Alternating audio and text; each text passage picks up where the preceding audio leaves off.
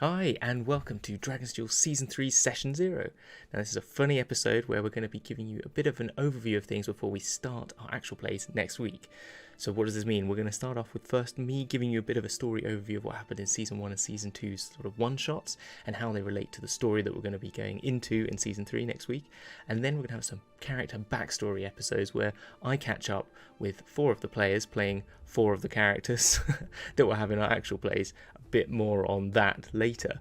And then after that, we'll just have a bit of a roundup, and then that'll be it for today before we start our actual plays next week on Saturday. Yes, same time next week. First up, we're going to be giving you a little bit of an overview of how we're going to be running the game show and the actual plays in Season 3. So before when we did Season 1, it was just podcasts, and then we had some guests, and then we took them on one-shots, the characters we made in those shows. And those one-shots were weird and wonderful, but then they made their own little lore, and so from that, we then had Season 2, where we came onto stream, and everything was guests. We made all these characters, and we took them on one-shots that basically undid what happened in Season 1's one-shots with these sort of fun, weird characters. This year, we're going to be doing actual plays. Actually, we're going to have 2 actual plays, because at the beginning of the first actual play, there's going to be a bit of a split in the timeline. There'll be 4 characters being played by 8 people, so each character is going to be played by 2 different players. One half of the player's psyche is going to be played by in a party under the darkest timeline. Now that is our North American players, and that's going to be DM'd by Kyle from Play Nerd Allies. You should definitely go check out everything they do. And then the other half is going to be DM'd by me. That's our European players, and they'll be playing the other half of that same psyche. Now, why have they been split? Why is there 2 timelines? Well, that will all be explained very early on in the first session, Session 1, next week. So without giving too many spoilers away, but that's what's going to happen. And so those characters, you will have seen the end of 2021. We had 2 game shows where we brought on our players, one half of each of those character psyches, as in our 2 players, to create their characters in our game show. And so we had Mosey and Luke make Hummeltoe. Yes. And then we had Ryan and Will make Guillermo De La Cruz. And then in the next episode, we had Chelsea and Chloe make Carrie, aka Carrot Kisses, and we had Nicola and Chris make Frankie Flight. So those are the characters that we've made. Those are the players that we're playing them, and then obviously they'll be split into the 2 parties. We'll be catching up with our European for halves of those teams later in our character backstories, and we'll be going through how those characters have come to be these ultimate warriors, and then how they end up in the situation that leads them to the split in the fabric. So the story. So first up then, before we get to that, I'm going to just talk about the story so far. I'm going to try and do this as quickly as possible. I have some help. I'm going to show you the YouTube videos. You can watch all of our one-shots on our YouTube channel. If you just go to YouTube and Google Dragon's Duel Dragon Reign, I'll put a link down here now. You'll see that now. But yeah, we'll be looking at them a bit now as I talk through the story, and you can see that it's worth watching if you have what are there? There's 7 episodes, and they're about 3 hours long, so 21 hours free. Well, if you want to do that, I reckon we had a lot of fun. A lot of them were some of the best games of D&D I've ever played. But anyway, let's get them up, and then we can talk over them now, and I'll give you a run through of the story so far and how that relates to where we're going to start next week. Nope, stop. I gotta pause right here. Hello everyone, it's me, Donny the Goblin. Listen, I did try to rescue you all from the painful, endless tedium of Hamilton, but he insisted that he send this out to all of you. He wanted to make sure that everyone watching knows the whole story before we start the 3rd season. And look, I tried telling him, Hamilton, baby. Everyone knows this. They watch the show every week in hopes that I, Donny the Goblin, fan favorite, will show up. But rather than listen to the sexy and poignant voice of wisdom, he recorded this long-winded recap. So your boy Donny decided the very least I could do is try and keep his digressive orating to a minimum and just summarize what he's trying to say. So bear with me here. I promise we will get through this together, and afterwards, we have something of actual entertainment value for you to watch. Okay, here we go. Remember, I love you all, and this is not my fault. Hi, yes, I've got changed. That is because I've tried to record this a few times to keep this down to under 10 minutes. It's very difficult because all I want to do is talk about how amazing all the characters are. Not just the crazy, wonderful creations they are in themselves, but more importantly, the fantastic players that we have been humbled by having on our show. I mean, not only, like, even if we had one or two of the fantastic people we had, we'd have been amazed. But we've had such a wealth of incredible talent to come and guest on our little Dragon's Duel. And so I want to thank all of them, but instead that would take 10 minutes in itself to say all of the things that they've done. But if you go to the YouTube, you can see them. If you go back to our back catalogue of shows, you can find that all on the YouTube, and they are there, and they are all wonderful. And I hope that some of them will be able to come back and guest as part of season 3. So that is my big thank you to all of them, and now I'll move on to what the story is. I've already used up a minute. Oh no. So, right, 9 minutes now to explain the story. Let's do this really quickly. So, 1,000 years ago, there was a crazy wizard. There's always a crazy wizard. His name was Caraptis. Now, if you've played White Plume Mountain, you know a little bit of the story anyway. So we're just repurposing it. I think it's a Greyhawk setting originally. We're chucking it into the Forgotten Realms. So just, if you played it, just that's the difference. Okay, so here Hamilton's blathering on and on about how our story starts like 1,000 years ago in Faerun or something. Look, long story short, there was this fakakta guy running around being all shitty. His name was Caraptis, and he was just a really bad guy all around. Eventually, everyone rose up and cast him out. There were some rumors that he had fled to White Plume Mountain, but nobody really knew for sure. As time went on, after we had all forgotten about this old curmudgeon, he popped back up. There was a theft of some valuable artifacts from Stephen Rochester Jr. III. A dear friend of mine, actually. We go way back, but that's besides the point. Look, his stuff was stolen by Caraptis, who was bold enough to leave a note saying, any who dared to try and retrieve the items could do so if they braved the trials and tribulations of White Plume Mountain or whatever. Now, this is my favorite part of the story, because it's where I come in.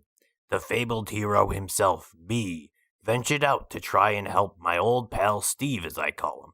Well, me and some other guys and gals, but regardless. We clawed our way through Caraptis' tricks and traps, and at the end, he turned us all into dragons.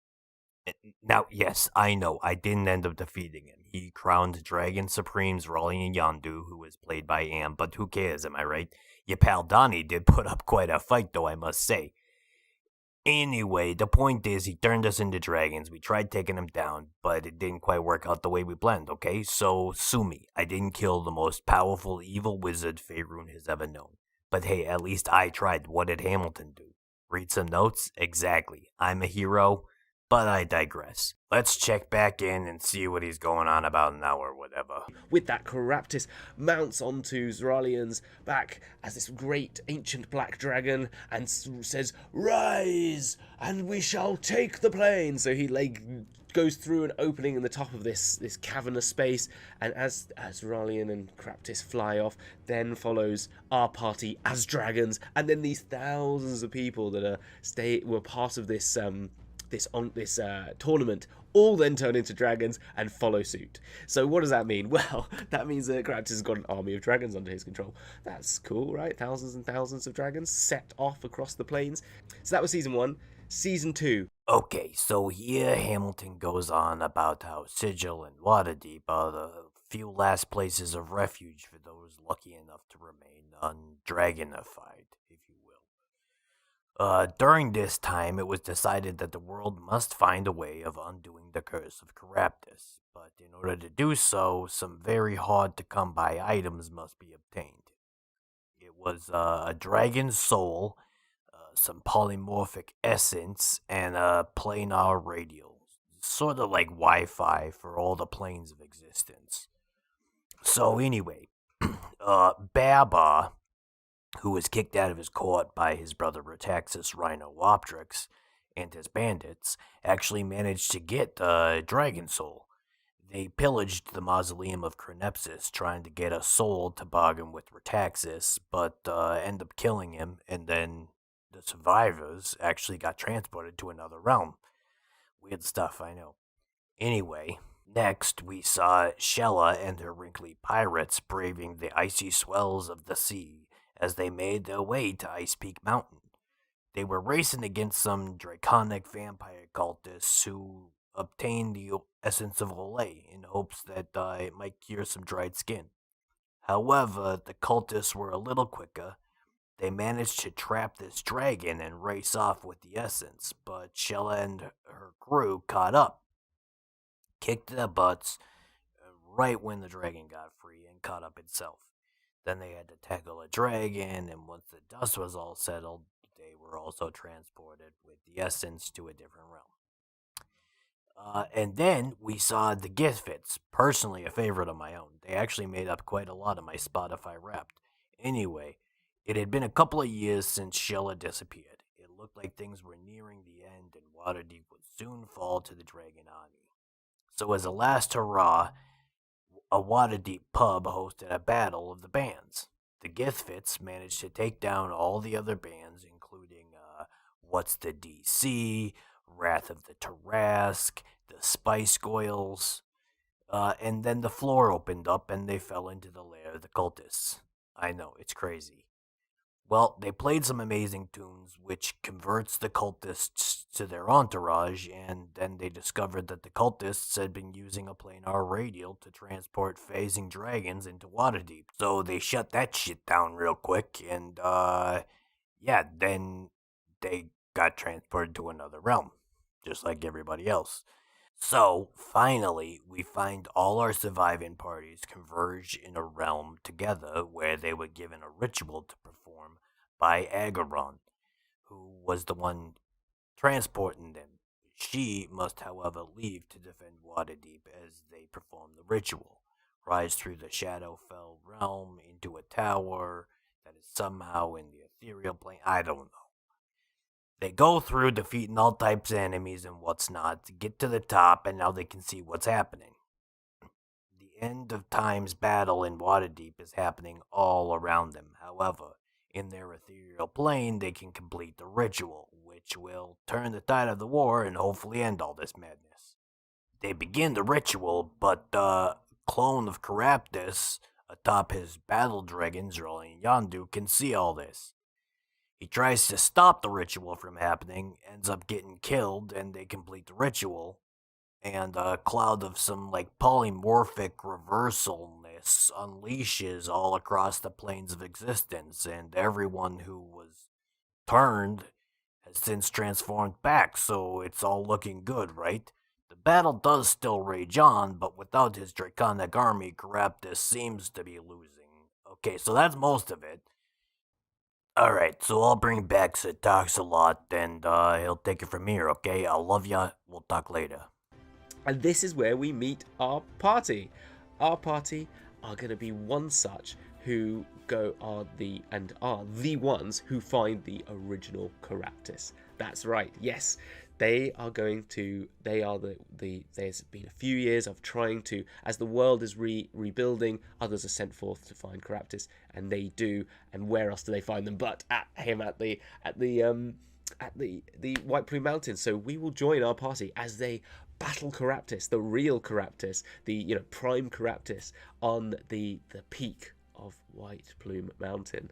And so yeah, why don't we find out who they are? So that's the story. That is it. I think I've got that down to 15 minutes. I think that's the best I'm going to do. But that is where we have. So why don't we, what you'll do now is we will meet our party and how their story progresses.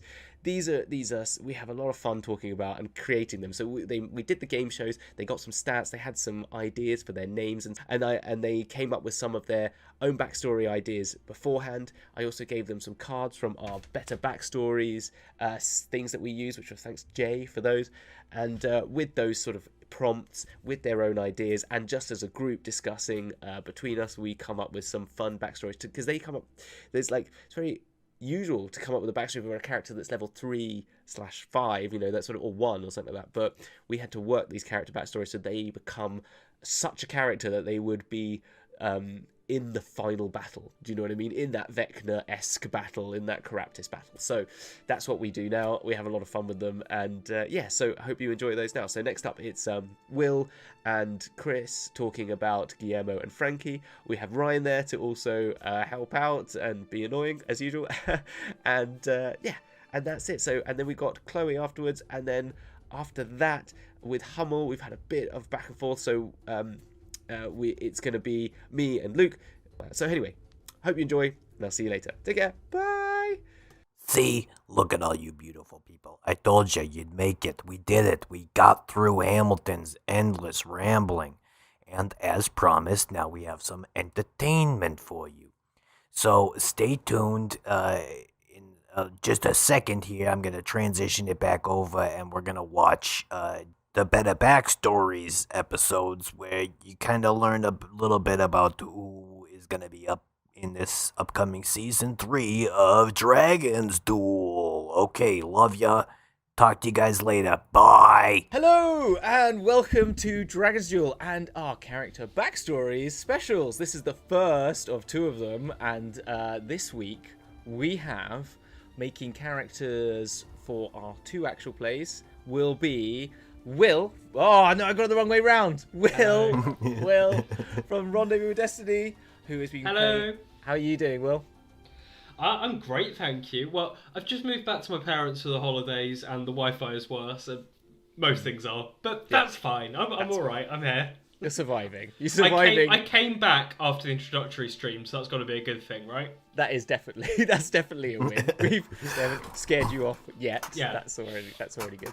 And you are making Guillermo De La Cruz is your character. That is your character. That's correct. Yeah. The Githzerai chaotic neutral druidic wizard. Yes. Happy with that? Very happy. Yeah. You Yeah. would have probably wanted more of a charisma character. Well, kind of, but someone in the party is already a bard, so in the interest of party balance, you know. Fair play. Yeah. A full bard. Yes. The proper bard. The proper bard. The proper bard. And then over on this side, we have Chris. Hello. Chris, how you doing, Chris? Hey, how you doing? Good. Doing very good. What are you doing today? Have you been doing anything fun? Anything exciting? Or has it just been work? No, I was at work and waiting in for Royal Mail, which is always a delight this Always time of exciting. year. Yes, who didn't turn up until nearly 4 o'clock, but never mind. Naturally. When you're waiting, it's like watching water boil, right? Yep. Yeah. Yeah, another fun day of working at home, sat in front of this screen, and now I get to spend my evening sat in front of this screen. Yeah. Oh, yes. But this is much more fun. Hopefully, well, I mean, it'd be great if your work was as fun as this, Yes. but hopefully will we be more fun than your work? That would be depressing if we weren't. And so, Is that a good tagline for the show? we are more Dragon's fun Duel. than Hopefully more your fun than your work. work. Okay, we can put that in the tagline for this episode. All right, you've got the Fantastic Frankie Flight, Yes. the Verdan, chaotic evil, roguish fighter. Ooh. So, Look at those stats. Look at those very, Yes. very tasty, I know. healthy stats that you've got there. Very nice, yes. One may say that's unfair. One may say that's awesome. Depends on what side of this line you're on. One may yeah. say we worked very hard for these stats. You did. You very much did. It was very impressive. Actually, you both worked very hard for your stats. Guillermo less than Frankie, but yes, you worked. Right. Are you implying my work ethic was the issue with? I'm implying your teammate was your issue. Oh, I see.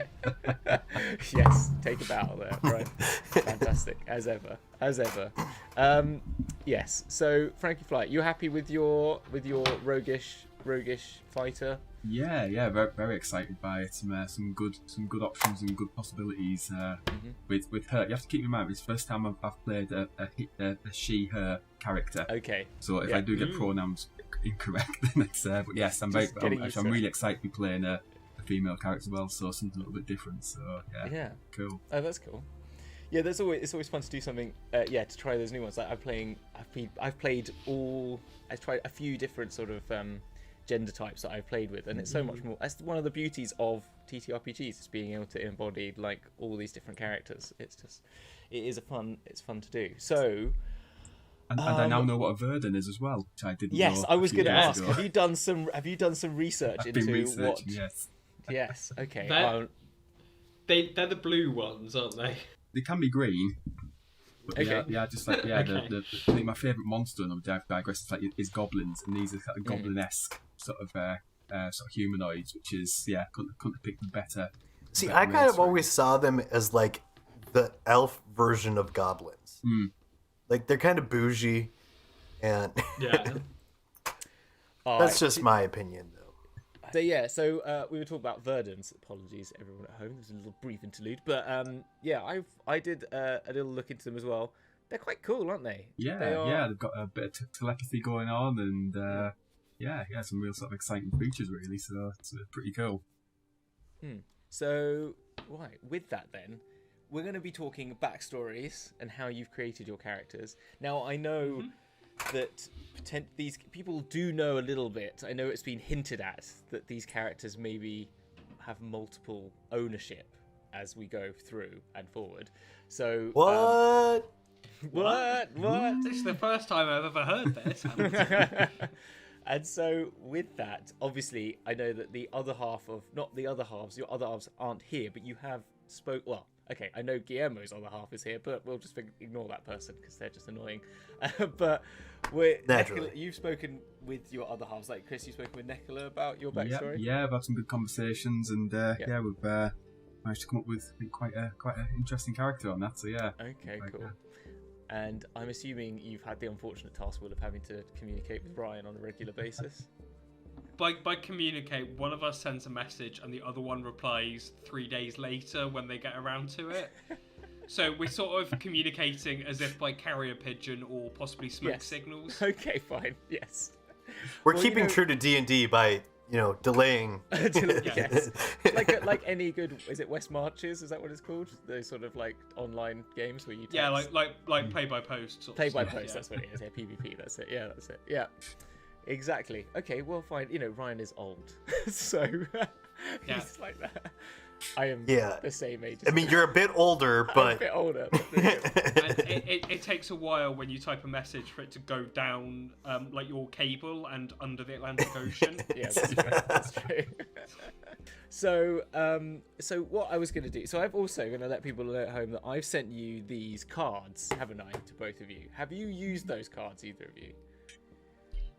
Yes, I'd say we've had a good attempt at it. Okay, cool. All right, so if I use those as a sort of like starting point, then I might just go through what I sent you. Now, so for everyone at home, these are these cards, the Bird of Backstories big bundle cards. Yeah, there you go. That we got sent fantastically from Jay from Better Backstories, and they're just quite fun. And we used them last season to help make some kooky characters. Now, last season we really relied on them because we tried to make characters quick and that were going to be in one shots. But because this is a bit longer, I wanted you to be a bit more free flow and come up with your ideas in advance. So I sent to, firstly, Will and Ryan. You got given hard time. You did some time in jail, didn't I? Uh-huh. Did you roll on that D10? There's a D10 list on there. Did you roll on it, or did you just choose something to go with that? I think it was more of a choice than. More of a choice. Yeah, that's fine. It's just that's the option. You don't have to. I'm not. You also then got denial. For some reason, your father has never believed you were his child. Whether it's true or not, he has never given you the attention, support, inheritance he gave to his other children. That's quite a tasty one. Is that dun dun dun? Sort of. We've done a spin on it, but we've kept the core spirit. I would That's say. fine. Again, you don't have to. I'm just going to go through these, and then we can. All right. Then you had prophecy, which could be fun. Mm-hmm. Friends. You had like a good amount of friends or commitment, companions. Sorry, or like a sort of like a group that was like that you were a part of, and then a runaway was the other title you got. So those are quite fun. All right, we'll see what you've done with those in a minute, and then I'll just go with Chris. You had patron. Yep. You have or had an influential supporter. I mean, it's useful if you're a warlock, but there you go. To be fair, I know we're going to it, but we'd picked the name before we got the cards, and there's something on there that just sang to us. So yes, that was a very apt card. That one. Okay. Oh, good. All right, like that. Tragedy, like every good backstory, you got tragedy in there. Yeah. Sometimes bad shit happens. It says the occult. Oh, that's a nice one. I like that one. Oh, what was the Fantastic Frankie Flight a part of? And then obsession. Oh. Yeah. You or a family member take something very seriously. And then explorer. Yes. and eager to travel. Okay, so those are the ones I sent you. Again, they're not set in stone, but they were just like little... This what's good about this. It's just little things just to add into the mix that can just add to whatever you're creating. So why don't we start then with Will and Guillermo De La Cruz? Like, give us a little taster then of what you're thinking of for your druidic wizard then today. And feel free, Chris, to tell us if it's crap or not. so what? Just going through the cards, or just just what you think, what you built from that, where you went. What was your first thoughts when you thought, I've got a Githzerai druidic wizard? What do I do with this sort of thing, or anything you brought to the table beforehand? Yeah, so my thinking was that Guillermo, our character, is from a village nearby, which is ruled over, or part of a land that's ruled over by a vampire lord. Your choice whether it's a famous named one beginning with S, or whether you think that's a bit ridiculous. Steve? I don't know Steve. Steve the Vampire. Steve the Vampire, yeah. Yeah, that's in stone now, by the way. Steve the Vampire. Brilliant. Steve the Vampire is the nearby vampiric lord, who's ruled over this place for a long time, and his family for even longer. As a result of that, there's lots of half vampires going around, and there's magic in the soil, basically. Oh, okay.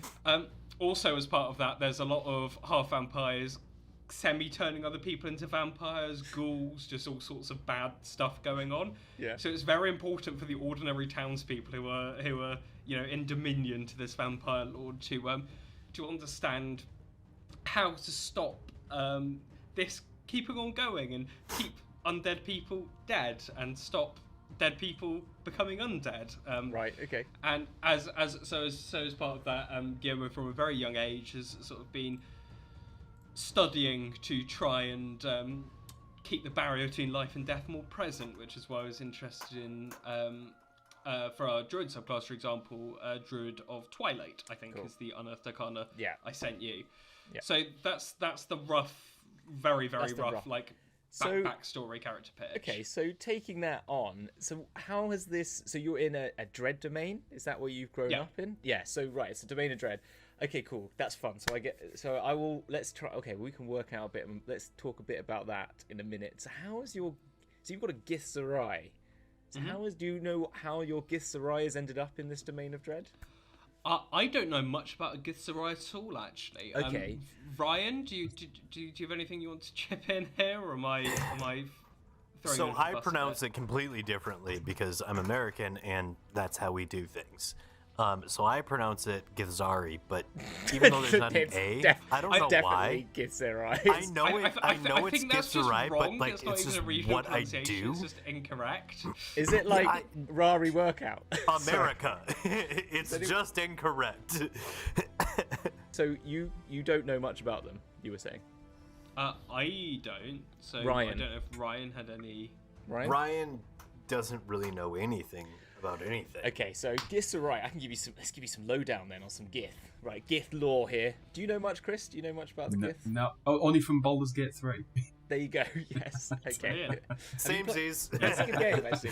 So there is the Gith Yankee and the Githzerai, right? And so the Gith were one race together, like they were one like sort of conglomerate, let's say, and then there was a split in a belief system. Now I need to remind myself a little bit about this because before I start talking completely out of turn and getting it completely wrong. Seem to recall something about like Githzerai being more academic.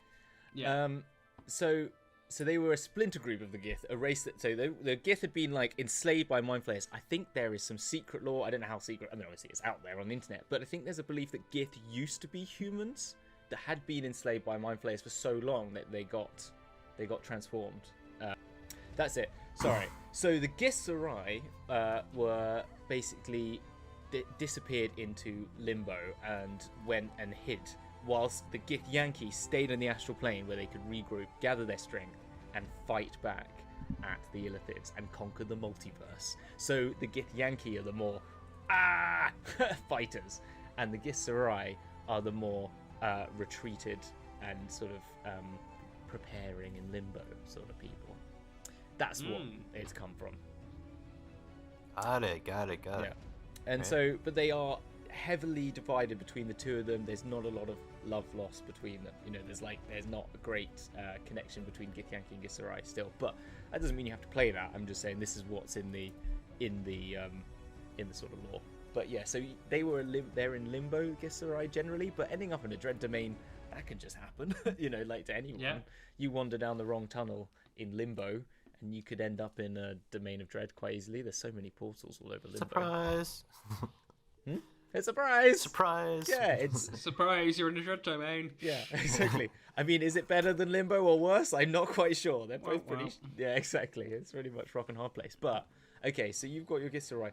Do you think they were there from birth, or they've ended up later in life? Like, how old are they? Not me looking up how quickly Githzerai. Okay, Githzerai age are like the same as a human. That's Yeah. fine. Yeah, sort of late 20s to early 30s, I think, is sort of Okay, the range I was looking for. And I think they intentionally, when they're like 15 or 16, decided to go Ah, I like. down a limbo tunnel and just go somewhere else. And Okay. Yeah, and he ended up in a dread domain instead, being fair enough. basically enthralled to Steve the Vampire Lord. Steve the Vampire Lord. Are we sticking with Steve? Should we make it like more fancy? So it's like Steiv or something like that. So it's Stave. Stave the Vampire Stave Lord. the Brilliant. Vampire Lord. Yeah. Okay. There we go. Okay. Cool. All right. We'll come back then to Guillermo De La Cruz, and we'll move then over to Chris. Over here, this side. I got it. I was doing so well on stream that it was there and there. Now I'm getting it completely wrong. So, yeah, you've got your Verdan. So what's the sort of initial concept for Fantastic Frankie Flight? What's the beginning? What's the origin story? Yeah, the beginnings. We'd already sort of come across something.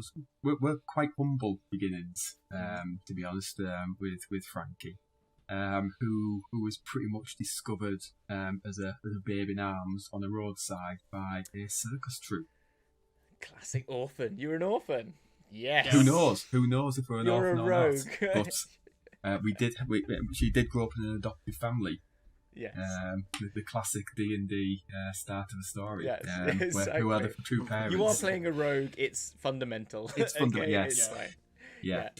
So we've been discussing, and I think I like simple names in D&D for two reasons. One, I'm terrible at pronouncing names, and two, I think it's funnier because there's so many weird and wonderful Steve spelt with 3 Y's and stuff like that. Yes. You know, it's what your name's Frankie, and that to me that would stand out more walking into a tavern, a Frankie than Yes. than But a you've then Rumtaba or whatever it you've is. jazzed it up a bit though, because it's no longer just Frankie. It's the not. Yes. Fantastic That was Frankie Nicola's influence. She kind of likes names that kind of flow and have like a meaning to them. So that's why we kind of joined it together, and that was the Fantastic Frankie Flight. So yeah, it just led itself to life begun in a circus or as an entertainer, really. So yeah. Okay, cool. Oh, I like that. So are you going to take any of the... Are you going to take like a background like the Witchlight backgrounds or anything like that? Because they've got those...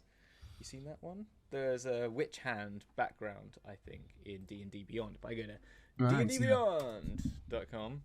dndbeyond.com. dndbeyond.com. dndbeyond.com. The show. Witchlight. I think there's a Witchlight hand. Yeah, that's it. So Witchlight hand. You crept in the Witchlight Carnival as a youth, anything like that. But it gives you, you get. So the carnival has born you to many fantastic worlds, circling back around to your home once every 8 years. That's one way. Do you know much about the Witchlight Carnival? No, to be honest, no. That's one not come across really. So I think we were just looking at the very basic for the player's handbook. Okay, fine. Really, so, fine. Well, if you're interested in having a look at that one, it's kind of cool because you get skill proficiencies and performance and sleight of hand. Sleight of hand, good for a little rogue. Yeah. Quite useful. Disguise kit or one type of musical instrument. You've got a 24 in charisma. That can be good. You get some languages, but you also deck of cards, carnival uniform. But then you get a carnival companion. So this is something that you could just add on anyway. So you can roll a D8 on one of these over the years. You've earned this friendship of another carnival fixture. Consult the carnival companion table to discover whom or what you befriended, or you can choose an option. So there's like an old cantankerous witchlight hand, or a young impressionable person, or a performer such as this could be your mate basically, or a retired performer, an animal trainer, an old blink dog that like just blinks about, a sprite, or maybe like a magical wisp of light that follows you around, like in Zelda, going, "Hey, hey, listen!" Oh, well, look at I think to us we've been focusing so much on the actual backstory. We haven't actually done the sort of background part of the. No. I'm just putting this in there. No, just have a look at it. Witchlight one's quite fun, and then if you wanted to add it to the Witchlight Carnival or any carnival that you so wish, that's fine. But there's a sort of theory like that Verdan's being very sort of changeling, and where they are. They're quite a new race. They kind of descended from a sort of a must between goblins and hobgoblins, I think, on that one, and so they kind of came out from that. So they're born from, I think they said they're born through chaos, which is quite good. The fact they're normally good, but obviously, we are chaotic evil, so something's got a bit awry there. But I mean, that's fine. That makes it more exciting. But I think there's something, I don't know. It just that sort of like they're like the sort of idea though, the sort of witchlight being this very travels to all the sort of like different domains as well. It goes through to because it travels to different planes all the time, as well as the Fey world where it's located. So there's something quite exciting about that, and maybe that kind of fits very well with the sort of Verdan, sort of always changing, always wanting to be on the move. That really works well. Well, that does actually with the explorer tag as well and stuff like that. And from what we've actually written in the backstory, we've gone quite in depth on the early part of Frankie's life. Okay. On that of her adolescence, that might actually work quite well with that actually. Okay, cool. All right. Okay, back then to Guillermo. Hello. So we've got you as your Githzerai in your domain of dread. Yes. Yeah. So what happens next? What happens next with all these vampires? So immediately on popping out of the limbo portal into the domain of dread, to Steve's domain. Yes. To Steve. Whatever he's called, domain, because Githzerai have like an inherent psionic ability. This was sort of spotted and is immediately put to work, basically as part of this dread domain. So using this magic ability, both to defend the domain from adventurers seeking to slay Stave, but also keeping thralls and food alive, more or less. So he wants to take out Stave or Steve. No. He actually wants to be made a vampire himself. Oh right. Okay. Yeah. Yes. He wants to be made a vampire himself, but keeps accidentally. So this is Guillermo. You're being very much like Guillermo from from what we are. Yes, it's on the fucking nose. I know. It's very on the nose, but you know, Okay, this is a show where a previous character was called Agatha Christie, so I think we've got some leeway. Yeah, no, definitely. We had the Spice Girls in one episode. Like we are. Yeah. We do exactly as it says on the tin sometimes. No, that's cool. Okay, so in a dread domain, walk down a port, decided to just make a move. So how were they in jail? So for the hard time, what we thought would instead be indentured servitude working for this this vampire.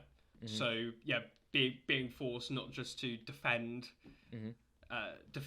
his mighty castle, but also, as I say, keeping all the people he was feeding on alive as well, using the mastery of sort of stopping when people die. Right, I see. So keeping them alive so he can still keep eating these people. Yeah. Yes, right, okay. On top of other fun sort of menial housework. I'm going to heal you. Please don't. That's awful. That is evil. Yeah. Okay. Aren't you like neutral? Right? Yes. I think you've got your alignments mixed up. I think it is a bit. That's true. Alignments are schmeinments. Alignments are Yeah. schmeinments. Fair enough. Okay, fine. They're more like guidelines. Yeah, they Is this one of these alignment things where the actual really evil person actually thinks they're doing good, so they actually both cancel each other out and you end up in the middle as neutral? Yes, exactly. Yeah. Yes. But you accidentally do good because you accidentally keep killing vampires as well. Yes. Yes. Okay. Well, I mean, Yeah, that's a matter for opinion as to whether or not that's good. But Yes, that's true. Yeah, that's true.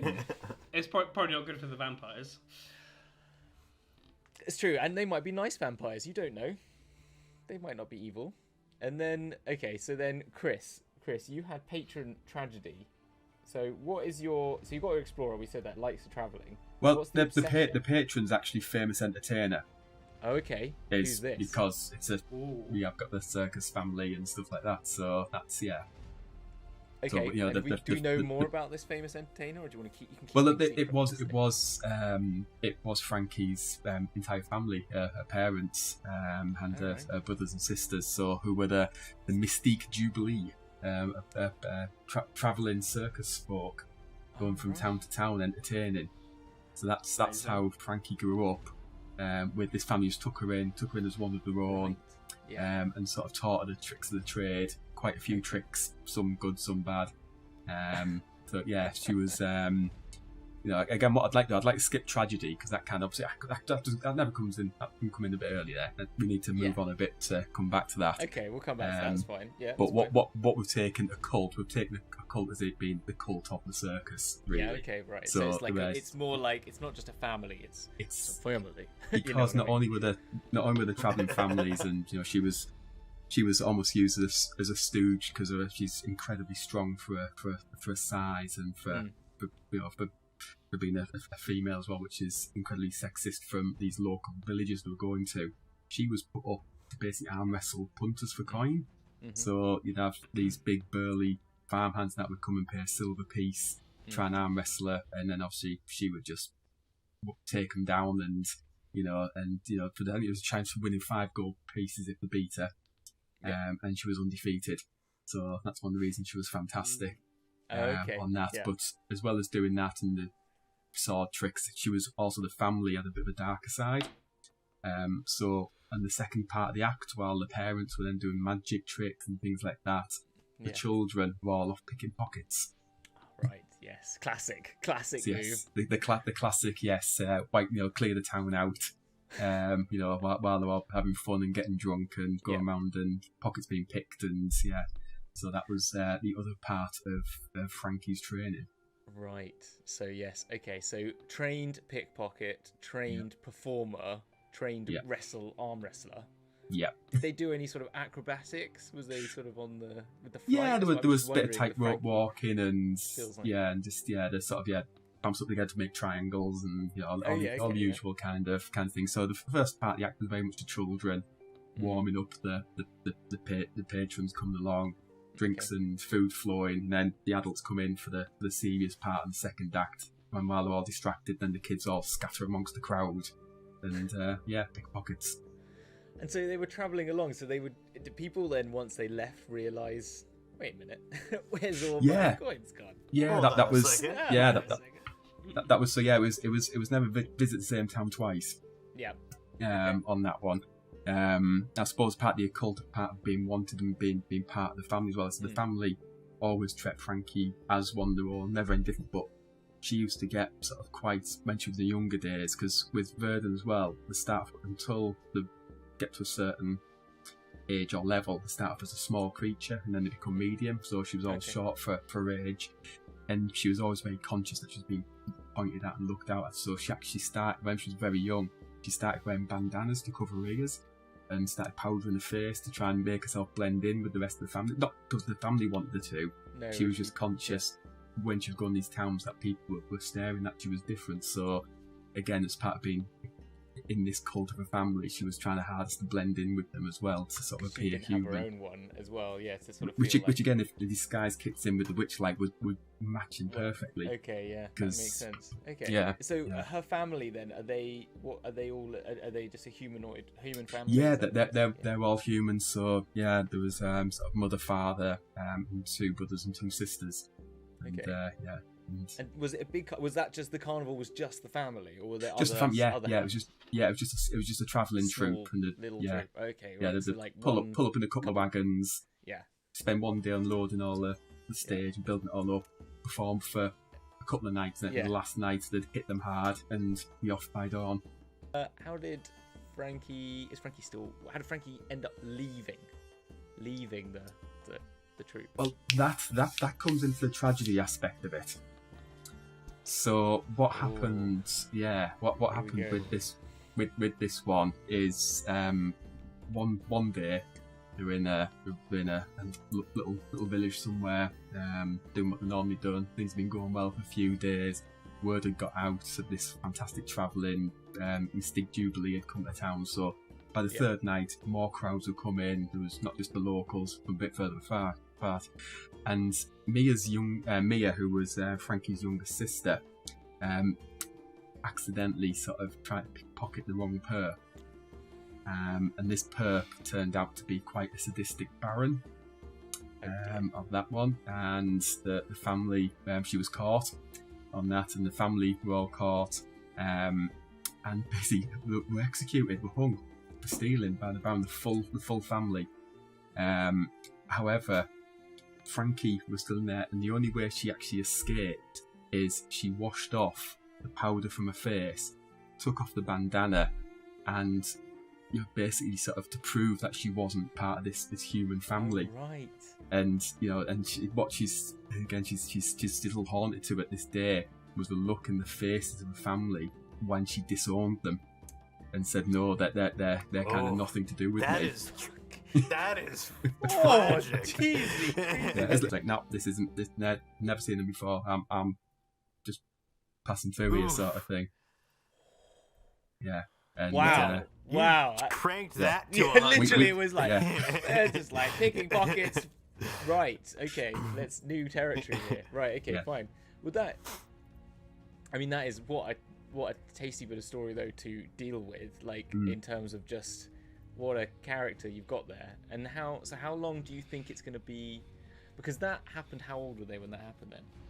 So on that one, she would have only been in her early 20s, so she'd only just sort of reached sort of adulthood on that. And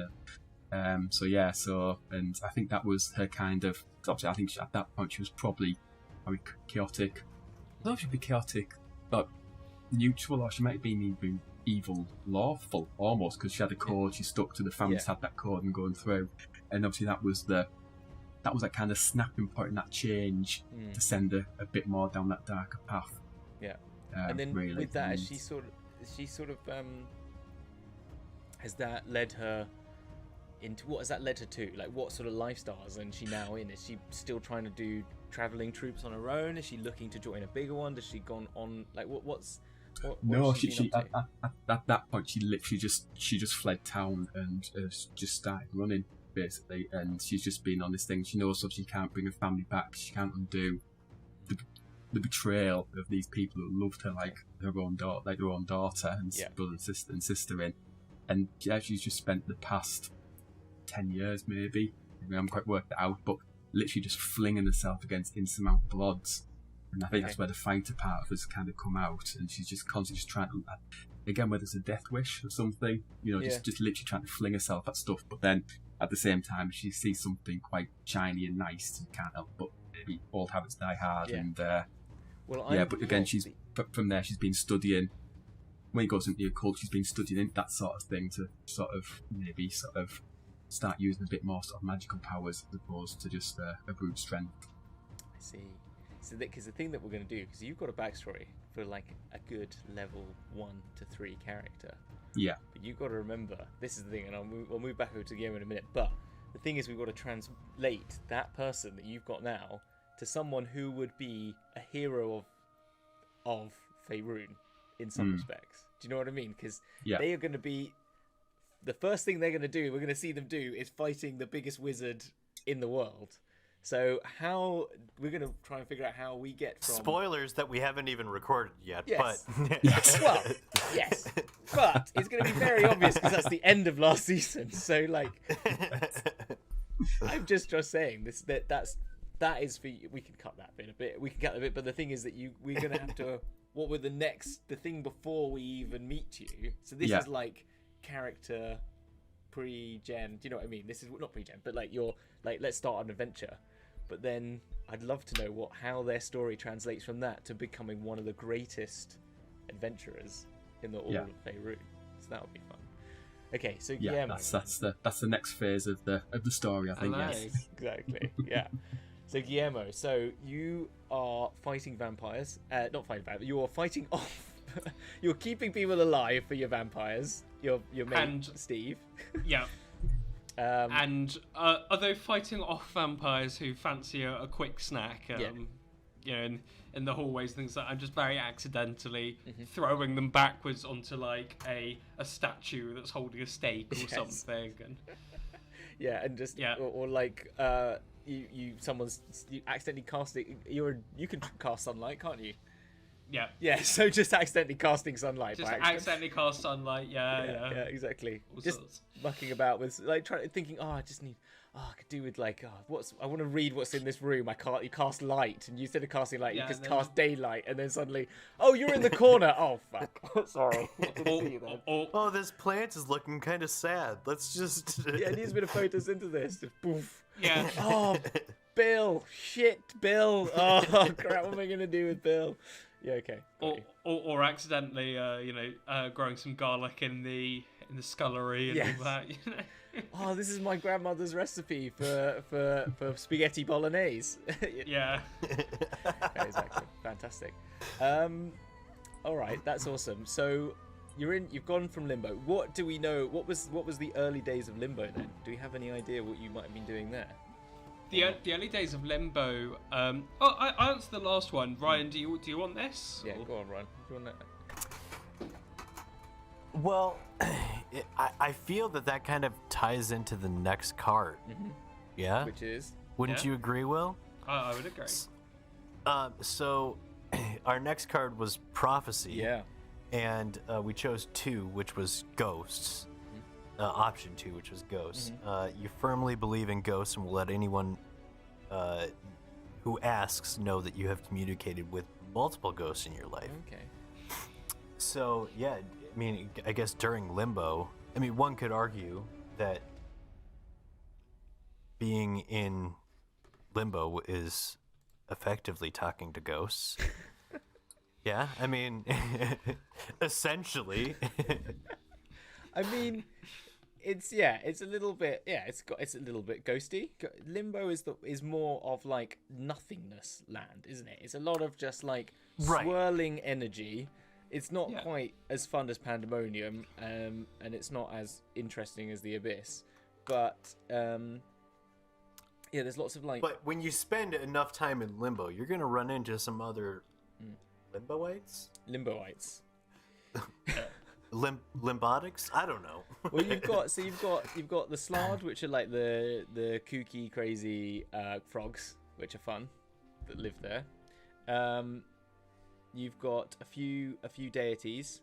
What else have you got? You've got this, and then you've got your floating souls, haven't you? Really? So that's. And what are floating souls? Yeah, that makes sense. Fair enough.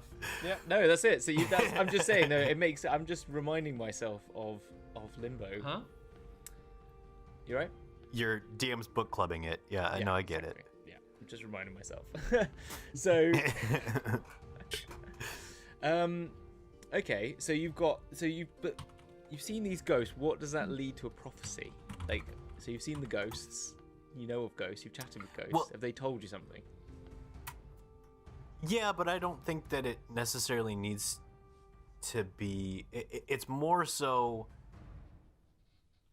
It is more so just the knowledge of, there is afterlife, and so even though atheism is very, I don't know why atheism is frowned upon within D&D. Like, no one ever plays atheistic characters. I think I've read before that people say, like, if you're an atheist, you just don't believe the gods have power, like real power. Like, they have power, but like they're just really super powerful mortals. Like a wizard can cast wish, right? So like if you're a level 20 wizard, you can cast Wish. Well, I think there's the theory that, well, they're not actually gods. They're just super powerful mages. Do you know what I mean? Or super powerful beings, but they're not necessarily like the creators gods. of the earth or creators of the world. So it's sort of that. So it's not like atheism, like there are no gods. It's more like they aren't gods is more the point. Yeah. So I guess the prophecy is just, being very cognizant of the afterlife, having spent so much time. Okay. All right. Cognizant of the afterlife. And also here's a wild suggestion.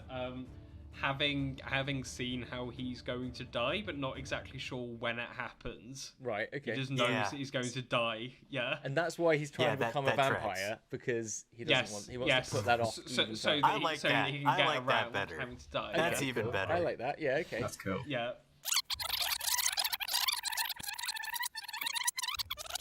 All right.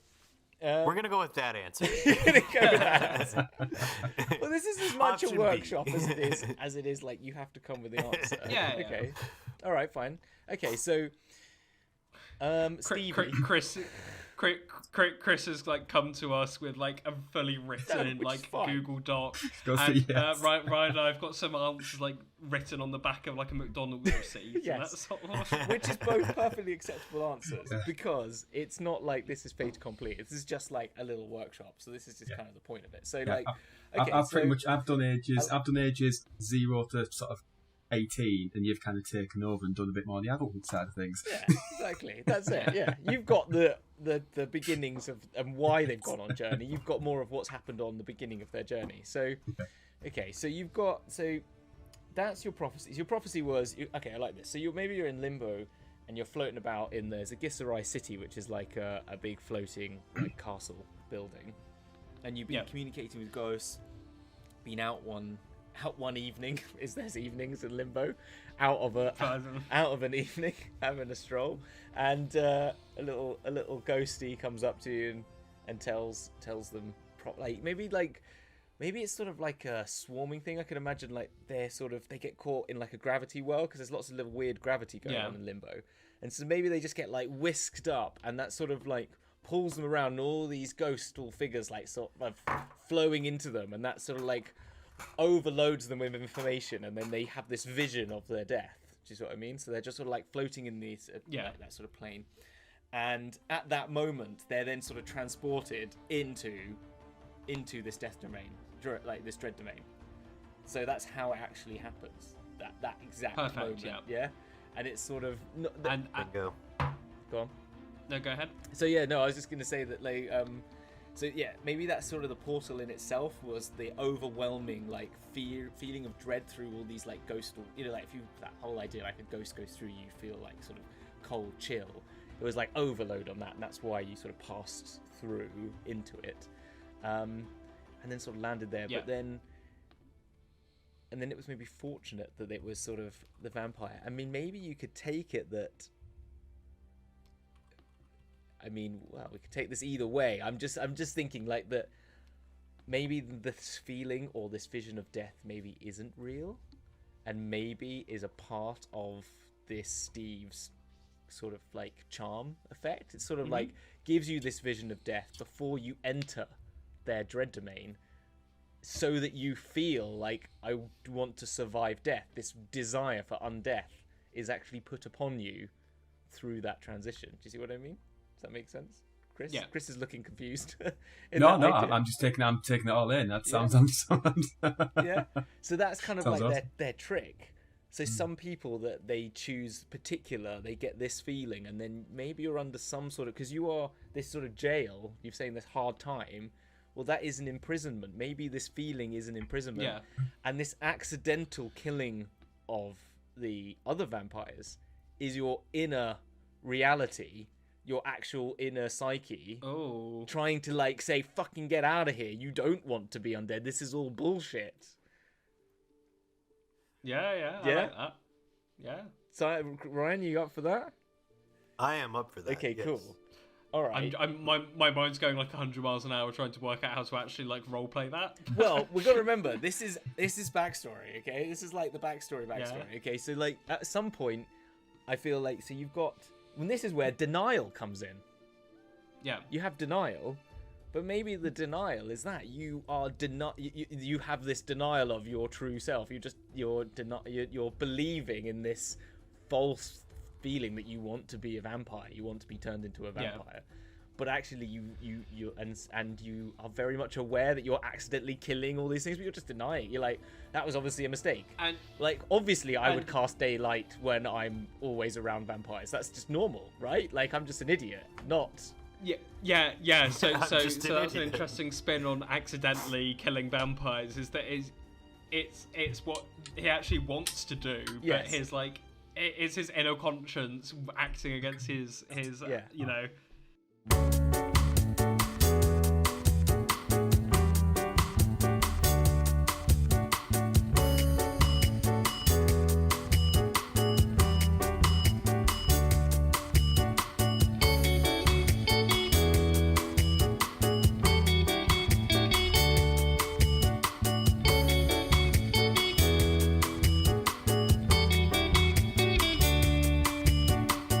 Okay. We'll cut it out in post. It's fine. It's post. Thanks. Thank you. Fix in post. Hey, Mr. Postman. That's the song about Ryan. So, right. That's got to be your new server nickname, Ryan Dragon Tamer Postman. Yeah, exactly. The Postman. Actually, one of our Postmaster when General. we started, we came up with Postmaster Dragon. Postmaster Dragon. Nice. But yeah, because he always delivers as well. Yes, exactly. But it wasn't Ryan. It was Rita was our Postmaster Dragon, but didn't actually do the editing. Yep, our social media manager stuff, was like post. Post. Yeah, you get it. Oh man, I literally. It's just this is really out of context, but I first time wanted to figure out why everyone's so interested in Final Fantasy 14. So I googled about it today, and now literally every advert I'm getting on Google is now about. By Final Fantasy 14. That was a dumb thing to do. I literally was like, why is everyone back into this 8-year-old game? So I was like, I better Google this and see what's what. Because like I was talking to Dick Dynamite the other day and he was playing it. And I was like, why are you playing this all the time? And so it's always really cool new one. So I thought, oh, I better Google it. And I was like, now literally, it's my ads. Thanks, Google. Anyway, that's really not important. We can cut that. We'll cut back in now. That's when we'll cut back in. So, yes. Right, so yeah, Guillermo. So under this sort of spell, denying the fact that they actually they've got this in a thing that is trying to kill all these vampires. Yeah. So you've got friends and runaway left, right? Yes, for friends, the friends idea I had in question is an adventuring party who force their way into the castle on a quest to slay Stave. Yeah. Stave. I like Stevie. Steve. I think Stevie's a good name now. I'm gonna go. I'd like Steve. Slay Stevie. Yeah. And basically ran into Guillermo busily, I don't know, tidying up some of the leftover bodies from the night before or something. Yeah. And were convinced that they were in the process of rescuing him, with Guillermo kind of trying to sort of usher this adventuring party out so they didn't get killed, right. And sort of accidentally murdering a few vampires along the way, keeping this adventuring party alive. Keeping up the ruse that he thinks he's keeping up this ruse. Yeah, exactly. And they keep trying to recruit him, and he doesn't know why he can't say no to like going to these adventuring meetings, like planning their great assault into the castle. Okay. This is now, I think this is great. I think this is perfect because this is a part of this denial thing. Like, can't say no, keeps pretending it's like, I'm just being too nice. Why am I being too nice? I don't need to be nice to these people, but you keep being nice to them and saying like, oh, I don't want them to die, so you want to help them. Yeah. Okay. And I can't let them just go and attack this castle because they'll just get killed by vampires. So I've got to make sure none of them die on the way there. And okay. I'm just such a nice. Yeah, I'm just too nice to these people. and secretly, it's the inner self being like, no, get this vampire, break the spell. Okay. Well, I like this idea then. Well, then maybe the runaway. Do you have one for runaway, or have you already got something? Have you already got something for that, or not? I felt like that sort of linked to the start with him leaving Limbo, and also now that we've sort of headcanoned it, this inner desire to get away from being under the spell of Stevie. So what I'm wondering is maybe you. There's two ways. I don't have to take this. It's just me throwing crap at the wall, No. and we can see what sticks. So what if Throw your shit, Hamilton. I will throw my shit. But there's gonna be. You've got. What if you can take this two ways. One is you think you want to run away from this dread domain. So maybe you think your inner self, this is your inner self now talking, goes like, okay, there's an adventure party. They probably can't take on Stevie, but they know how to get here. So maybe they could get here. I need to get away from here. These are the people to get me out. So you try and help them and say, don't go and attack, or maybe you sort of like fumble the attack, or you accidentally alert Stevie on the day so that's very obvious, and they go, we need to regroup. Maybe they get hurt a little bit, and they say, we need to travel back, and you go with them, thinking, well, at least that, like, to keep up the ruse. And then when you go through, either they then realize you're under this spell, or they sort of, the spell is like drawn out of you after like a day. You start to feel less and less like on this effect that's over you. But but this is your sort of like, so you're like now out of the dread domain. You're with this adventuring party, and they sort of then saved you. And then now you're realizing, oh crap, your real self is coming back to you, and maybe you go back and take on Stevie and sort of try and end it, or maybe that's still something yet to be done, or I don't know. But maybe that is how you escape. And that sounds good. Yeah. Okay, I like that. This sort of adventuring party. Is that adventuring party involving one of the other people? We don't know. Maybe not. It could be. It depends. I suppose it depends whether there's space for that in any of the other people's backstories as well. Okay. Or whether it's a generic adventuring party that got all sorts of fucked up by the rift. Is the other thing. Yes, maybe that's it. Or maybe it's just one of your. And he's trying to find out a way to get into this separate dimension with a bit of experience in limbo, right? And going between some dimensions to find the rest of the adventuring party and sort of pull it together so they can go and fight Steve. Okay. What about... That's an idea. Okay. Alright. I'm thinking. Alright. We're gonna go over to Frankie again. Okay. Whilst I let my subcortex part of my brain think about that in the background, and I will talk about Frankie. Okay, so Frankie, your family are all dead, which is great. Right, fantastic. You don't. So can we clip that, Hamilton? Just you saying your family are all dead. That's fantastic. Great stuff. Yes, I mean, like, this is not. I'm just being. I want that as my new ringtone. Big, right? Yes, this is what I do on this show. I just say random things. No, so this is just back. This is behind the scenes talking about stories. This is what happens, right?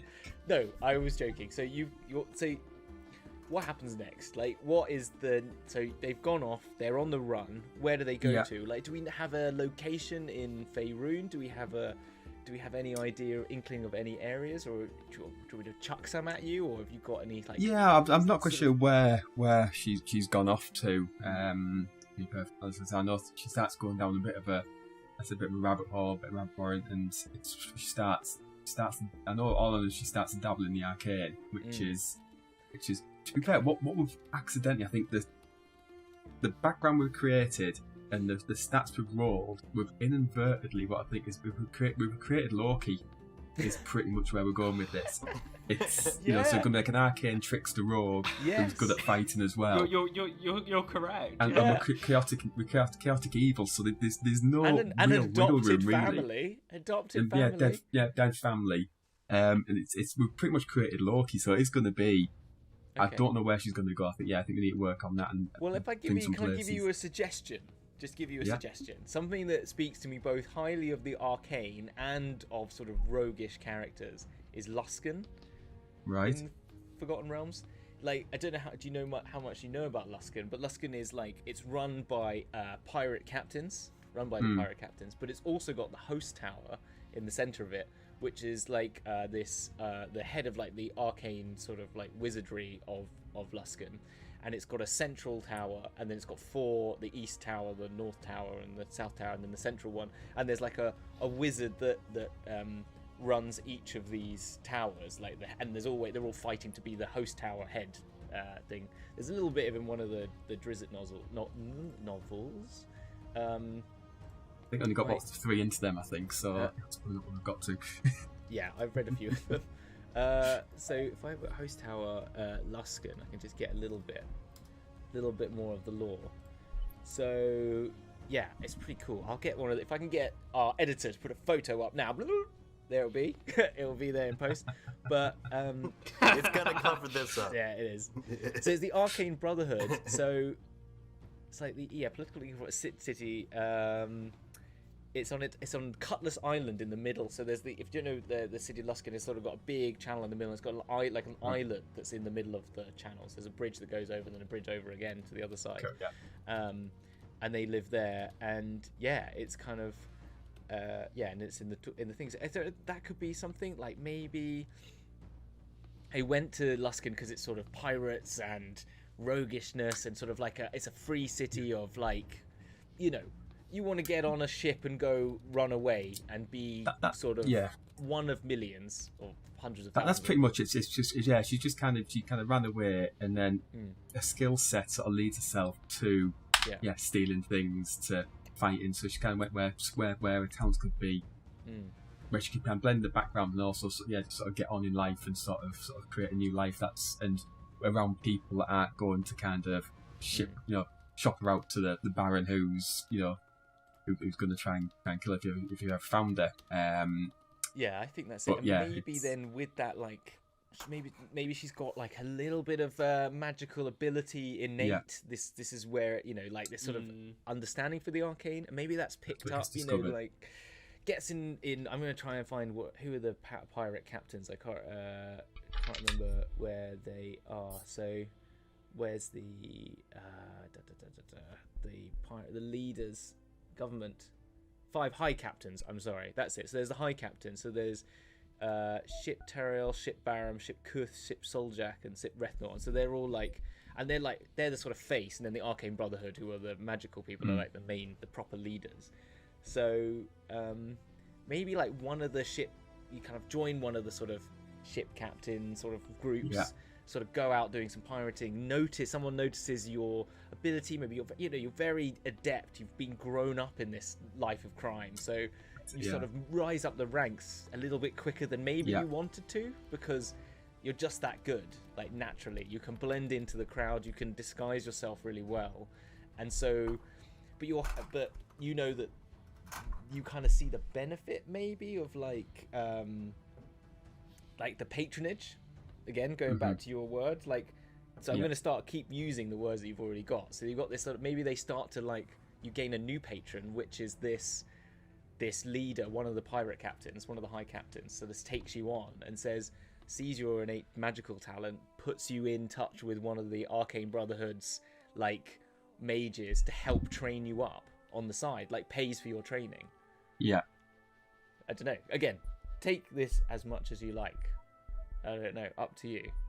Yeah, I think I quite like. I think what I was just going to say. I think what Frankie would probably be is sort of once bitten, twice shy sort of thing. So I think she'd probably I think I could see her very much sort of being taken under the wing of someone, but very much then keeping that person at a distance because last people out in were murdered and killed, and sort of doing that, and then actually becoming that person who does the betrayal again, but this time maybe kills one of the captains, sort of takes over, and sort of that's where sort of rising through and sort of goes around that sort of sense of I like sort of use that to their own advantage, and sort of takes everything they can get, and then go, yep, I've got everything I need now I'm in charge, and sort of do that, and that's again that more of that descent into the chaotic evil side I like of things. That. So maybe maybe that's what she does. Maybe she knows she's good at this.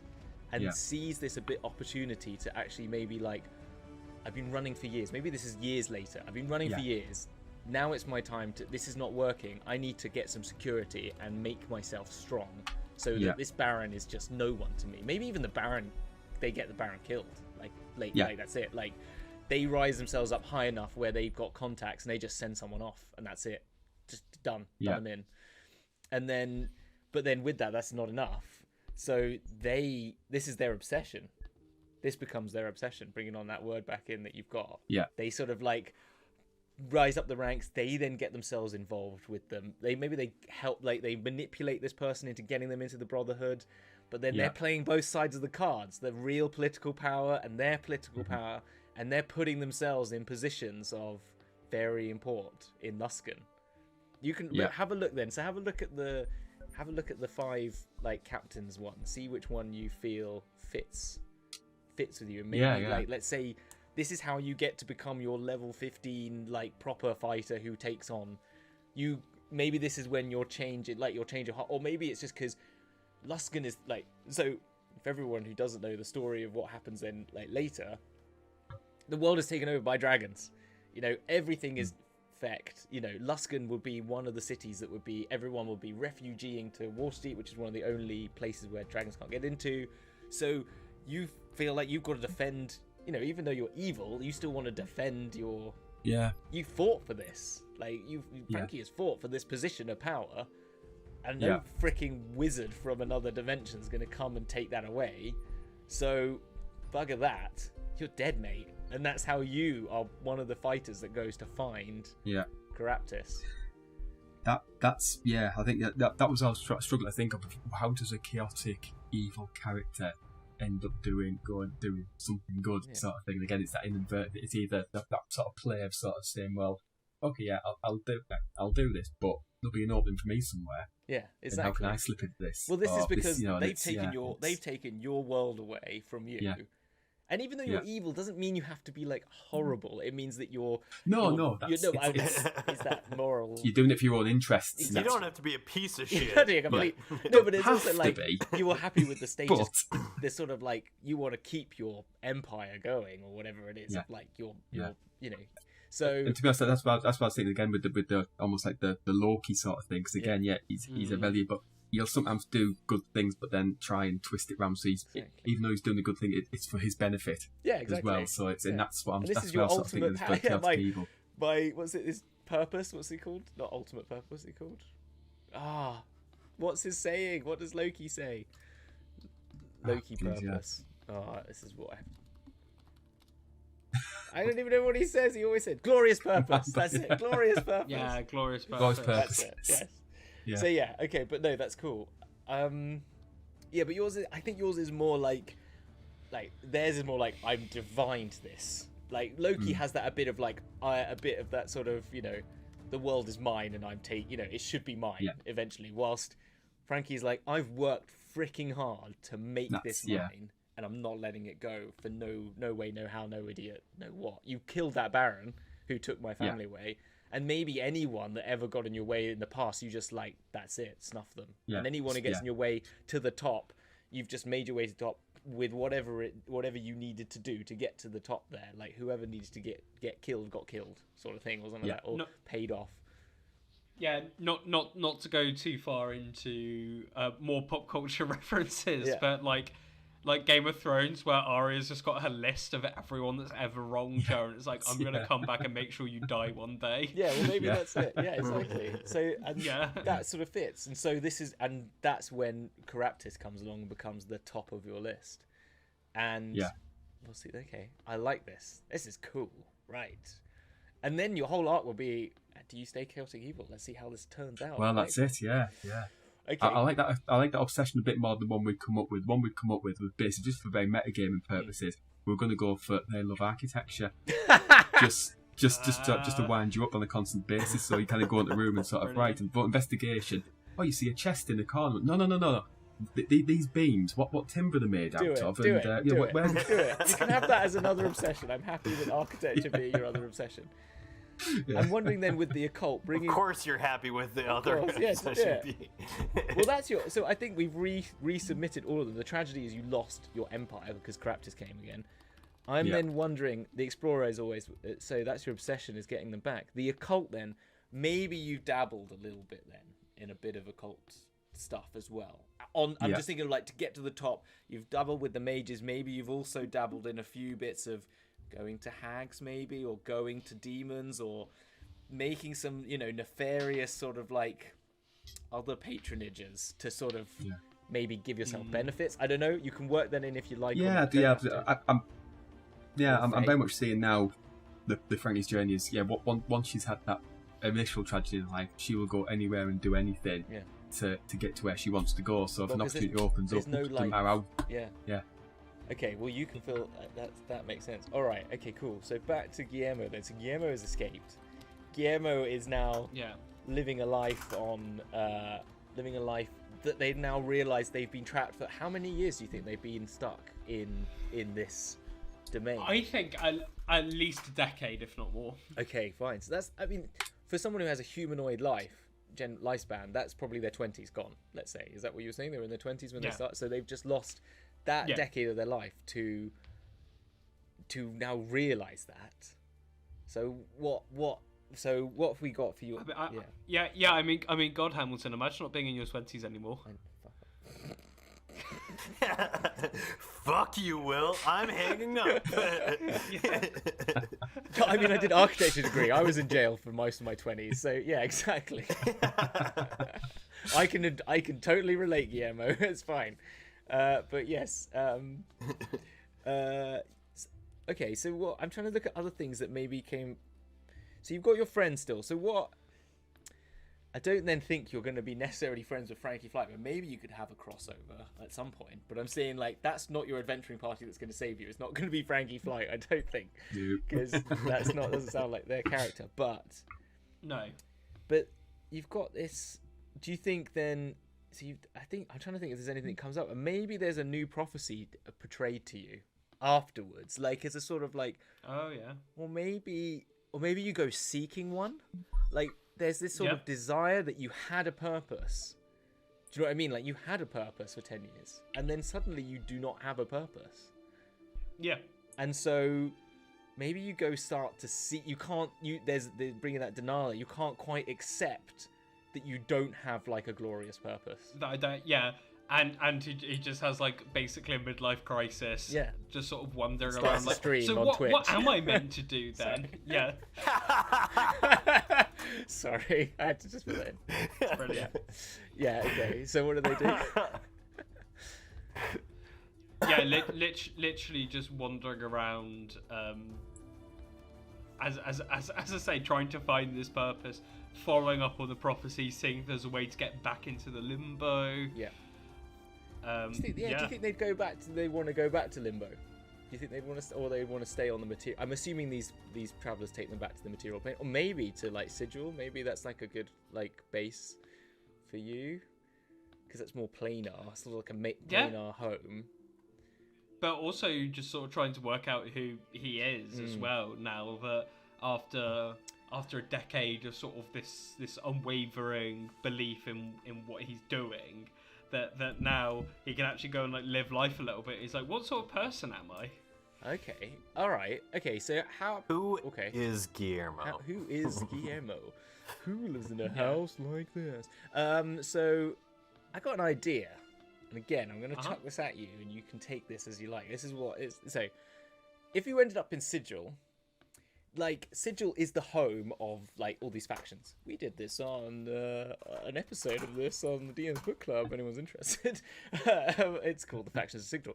But what I'm thinking is that the factions all are basically pop philosophy. Basically, anything... I've said this on our show. It's like think of anything that someone at university said whilst having... like one of those existential moments, and they go like, dude, what if the world is like, and then insert whatever you think, like we're all machines, or we're all really dead, or all that sort of stuff. That is basically what the factions are. Like, what if like one of us is the only real person, all the rest of us are not real? Like, that's literally what they are. And so maybe you joined up with one of these factions. And that's like that's how you gained your like your sense of purpose again. You found like a religion, basically. It's like that's what they sort of are.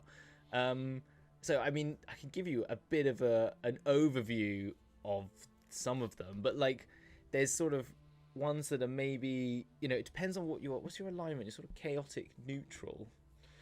It's chaotic. It's lawful. Ooh, what is it? I think it's lawful neutral evil. Okay, fine. So because like you said atheism. So if you wanted one that's atheism, there is the ones called the Athar, which is what I said. They believe that the gods aren't real. That they believe that the gods are just very powerful mortals and that they can be killed. And that's proved because they have been killed. Like, people have killed gods. So that's sort of one of them. And that's sort of their belief, is that they just have this to prove publicly that there's gods are fake, to destroy their influence, and to basically to part the veil of the unknowable to glimpse the true idea. So they want to find what true divinity really is. So that's like one. If you wanted to go down that sort of atheist, I don't know, you brought that up, but I didn't know if that was something you wanted to go down, which could be that sort of like rejection of philosophy, of prophecy. Yeah. Maybe that's one route, is like, this prophecy I had like led me astray for 10 years. I don't want anyone else to go under that sort of illusion or something like that. I want to prove that all of it is fake. Like, that life that I had for 10 years was fake. Do you know what I mean? That could be one way of going at it. Or and I've laboured under the solution for so long, so I'm going to stop everyone else from everyone else who's under this, and he's just like a really grotty atheist instead. Yes, exactly. I mean, that could be it. I quite like that. That's or it could be the complete opposite, which is the sign of one, which is like the one I said, which is like, one person is reality, everyone else is bullshit. Like, and that's it. But no one really knows who that is. So therefore, you should be nice to everyone, because they might be the one who controls the universe, sort of thing. And it's kind of have like more interesting philosophy. But that could be the sort of like, if you wanted to believe that he was like the one, or like, fuck it. There's loads of them that are like, fuck it, the world's bullshit. Like, there's chaotic ones which is like anarchy rules, or there's more like chaos that like there is like anarchy, like ordered anarchy, or there's complete anarchy. And then there's more ones which are like, we just need the world to die, so let's just help it along, or we're already dead. And we should just accept that fact, and we need to find true death. So there's like, you have a look at some of the factions and see if one of them fits. And I quite like this idea that maybe they rise up a rank. I'm going a bit similar to Frankie. Like, Frankie rises up some sort of like faction, but in their way to take it over. But I see that Guillermo becomes more of like a Jehovah's Witness. Do you know what I mean? Like, knocking on people's doors and telling them like, becoming very like I've been through this hard time. You need to know. You need to know what this is. What did you say, Ryan? Preachy. Yeah, a bit preachy. A bit like, the rapture's coming. Yeah, well, or whatever it is, but it doesn't have. But whatever they take it on because this emptiness is now inside them of like this 10-year void, and they need to fill it. And I feel like they fill it with whatever this next thing is. And maybe, however that relates, they then end up fighting Caraptis because they struggle with that. I mean, maybe if it is that belief in, if it's the one that they go down the atheist route, maybe they see Caraptis as someone trying to achieve this immortality and become another god. Yeah. And so their purpose is like, well, no, fuck you. You're just a mortal like anyone else. I am going to prove it, and I'm going to take you down. The most powerful being I can see in front of me is you. And that's why you take them down. Yeah, no, I do like that sort of atheist route. Okay. All right. Yeah. Okay, cool. God killer, basically. Guillermo becomes a god killer. God killer. Guillermo the god killer. Guillermo the god killer. Yeah. Okay, cool. All right. Brilliant. Well, I think that's a good basis for backstory. You can now chuck all I've said at you in the bin if you so wish. But yeah, he's done it. He's already done it. Chuck those notes away. We can rename Steve if you want to give Steve a better name. I'm happy for that. Stave, or like Stavros, or I'm just trying to think of something that's more grand than Steve, but maybe Steve's fine. Wow, you've just alienated all of Steve listeners to this show now. I know, I've done. You know why I've just turned off. I've not mentioned it because I didn't want to mention it, but Chris has picked it up because our Curse of Strahd DM is called Steve, and that's why I've called it Steve. So Steve is Strahd. Oh, brilliant. So that's why. So that was just a note to you out there, Steve, if you're listening. So, but yeah, maybe we should. I think we should call him. It has to be Steve related, but give it a good name. So that is our domain of dread. Right. Okay. So you happy with those, Chris? You happy? I was just talking. Very happy. Yeah. Okay. Cool. All right then. So, what we'll do next week is we're going to then chat with the other half of this part. We're going to have Luke and then either Chloe and Chelsea or Chloe and Chelsea together. We're still organising it, but they'll be next week talking about the amazing and wonderful Hummeltoe. Yes, loving that name. And then my actual favourite name, Carrot Kisses, which is just such a great. Will Ryan, what do you think of that? He's saved his favourite one till next week. That's just great, isn't it? I'm sorry, but your name is not on the same level as Carrot Kisses. So we started off. I don't know if this was before we started recording, but of Chris. You're fine. And now being told my actual favourites are on next week. It's too bad that we didn't record that, so that I could just hold that over Hamilton's head. I didn't say they were my favourites. I said their name is my favourite name. That was all. Your names are all good, equally good, but Carrot Kisses is better. That's all it is, okay? Because it's just a great name for a character, and also how the fact that it worked so well for them when they said it's named after their favourite horse, and then they became a centaur, which is that's the magic of Dragon Duel. The randomness works. It proves that there is some sort of order to this chaos. That's all it proves. But anyway, thank you so much for spending an hour and a half-ish with me talking about your characters. Is there anything you want to... Of course. Anything else you wanted to add to it? Have you got anything you wanted to add? Either of you. Will first. Have you got anything you wanted to add? Nothing off the top of my head. I don't think. I sort of deliberately came with quite a blank slate and just a few sort of topic headers, if you know what I mean. Kind of. I was open to keep it kind of from there. Good. So no, I don't have anything for now. Okay, cool. What about yourself, Chris? Sorry.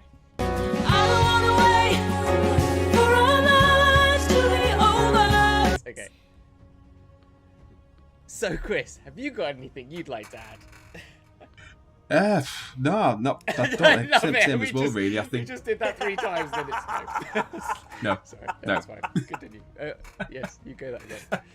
I'm leaving all of this in just to leave it all in. All right, I'll try it again for the 4th time. Yeah, you can say no. I just found that funny.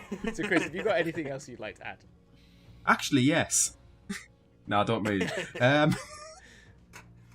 No, I think I'm just same as Will. Really, sort of come with a bit of a blank slate, and I think it's just a lot of reading to go away than do really. I think so. Kind of quite excited of working out the next chapter. Yeah, because the thing is with this as well, I'm quite happy for people to be more open about their backstories, particularly with people watching. When we're going to be we're going to be trying to do something where characters have had a serious life beforehand, and then they're going to go through this shift that's going to happen, and then be starting afresh. I feel like it's going to be difficult to get that all across to people, but also it's helpful for everyone else to sort of because your other characters will have known you for some time as well. That's something to be aware of for people at home. Even though Frankie and Guillermo didn't cross paths beforehand, and this is something we'll have to work on as a group in the background, it's you all came together to fight Caraptus. Mm-hmm. You see what I mean? Because the world is ending, and you're one of the few that are available, free and surviving, and so that is something that we need to... You would then be, obviously, there'd be times when you're hunting them down or trying to find where they are that you would have talked about your backstory. And Frankie, you're going to be the head of one of the Luskan, crime families. You're pretty well known now. So that's Guillermo, you're the leader of your... Maybe you're not you could be factol. Maybe if you look into the factions, there's leadership groups inside that. Okay. And maybe that... Yeah, I'll look into it and see what the structure's like. Yeah, but I feel like you will all know each other. So be quite open with your backstories to a point that you would feel comfortable after you'd known someone and gone through some sort of quite extreme event together that you would talk about. Obviously, if there's stuff that's super important that you don't want to reveal, obviously keep that. There might be stuff that you don't feel like people would know about. Frankie might never have told them about their time in the carnival. That might be too tragic for them. They've kept that completely. I don't think we go around. Yeah, you wouldn't be going around with a big badge saying I abandoned my family. No, she say wouldn't be going with a big. So, yes, but it might be something that after a few drinks and after years of traveling, trying to find Caraptus, this could have been this has been a war of attrition for 30 years or something like that. So there's a long time that it depends when you. when you got involved in this fight, because this time's a bit funny. But let's just say like there's a decade of hell that's broken loose, but it might only be that you've all banded together in the last 3 years or something like that to try and take on Krampus. Okay, yeah.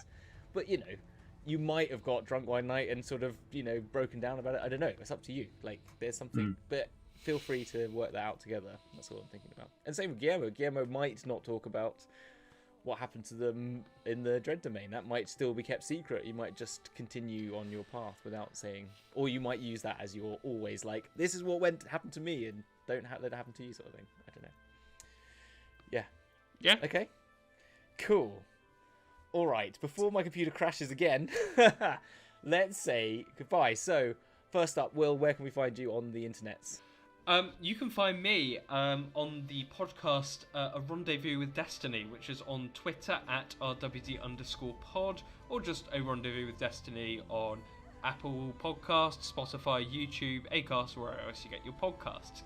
It's an all LGBTQ actual play TTRPG podcast where we play a game system called Scion by the Onyx Path. We describe the game a little bit like a cross between American Gods and Percy Jackson. It's good fun. You should come and hang out. You should do. 100% should do. That's where you can find me. You should do. Okay, that is Will and all the fantastic things that he does. What about yourself, Chris? Where can we find you on the internet? I just wish you'd went to me first, if I'm perfectly honest. You can find me on Twitter, Borough_Brick_Road, if it's underneath on Twitter. Or on Instagram, or Goblin Paint Job. Yeah. I am not part of any other You don't have to be. podcast or stream like that. So yes, stuff. That's the requirement. Yeah. it's required. Yes. 4 You have to things. be on 4 things. Dragon's Duel is popping that cherry for me. No, exactly. But you can find yourself here on Dragon's Duel or wherever you I'm find here on Dragon's Duel, yes, exactly. and check out the Discord. Yeah, Yes. and chat in the Discord and go see all your paints that you do, which, as you said, you do on Instagram, but also we chat about it in Discord. Join our Discord. We do, yes, yeah, definitely come on the Discord, yeah. And you can also find there, unfortunately for everyone, Ryan, we can. What do you do? What do you do, What Ryan? Just explain. What do yourself you here. do, Ryan? This is where he's going to edit So, some really bullshit thing right now, where he's going to take the piss out of me. What Ryan does is Everything. he strives for videographic and audio perfection, Strives. which is made extremely difficult by a certain individual that lives in the southwestern area of the United Kingdom. You all know him. You all hate him. Hamilton! This is what, yeah, exactly. And you'll now edit some really mean thing in now, where I've said something stupid or something like that, I imagine. Oh, yeah. I have recorded all of the stupid things that you've said, and I'm just waiting to mash them all up into just... Right, okay. Well, thank you very much, all of you, for joining me for this little thing. There'll be another one next week. Wait, there's another one of these next week, basically. We can learn more about these characters, because then when we can start our actual play in the new year, we can get straight into it, and you know all about these great and wonderful people. So, we will see you next time with Luke and Chloe, and hopefully Chelsea as well, and depending on time, but we'll see you then. Let's just say bye before I do anything else. Bye! Bye!